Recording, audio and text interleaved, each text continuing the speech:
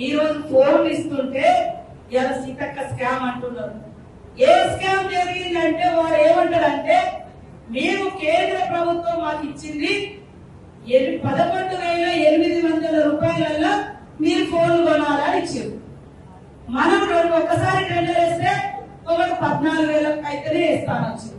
14,000 ఒక ఫోన్ మేము ఇయ్యం బాబు అని మళ్ళా టెండర్ పిలుసు.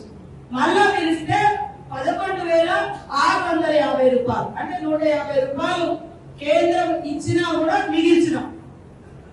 ఇదే పక్క రాష్ట్రాలలో బీజేపీ రాష్ట్రాల్లో కూడా 11,800 కొన్నారు, 700 కొన్నారు. మేము 11,650 కొంటే వాడు ఏమంటాడు బిఆర్ఎస్ నాయకుడు, బిఆర్ఎస్ సోషల్ మీడియా 14,000 కొన్నారంట. అది 11,650 కొంటే 14,000 ఎక్కడ వచ్చినాయి? మరి ఆధారం కూడా చూపించాలి కదా.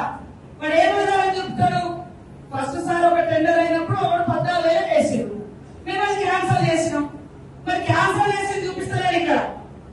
మరి నేను ఇచ్చింది 11,650 అయితే 14,000 దొంగ లెక్క చెప్పి అవినీతి సీతక్క అని మాట్లాడు.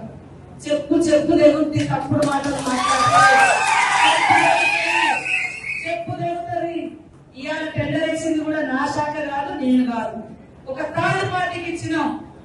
టీజీటీఎస్ టెక్నికల్ మన తెలంగాణ టెక్నికల్ సర్వీస్ కార్పొరేషన్ వాళ్ళకి ఇచ్చినాం. అందులో కేంద్రం ఇచ్చిన ప్రతి గైడ్ లైన్స్ అమలు చేసినాం. ఇవాళ ఒక మట్టి ఇట్లా చల్లితే మనం రుద్దుకోవాలి. ఇప్పుడు చూడు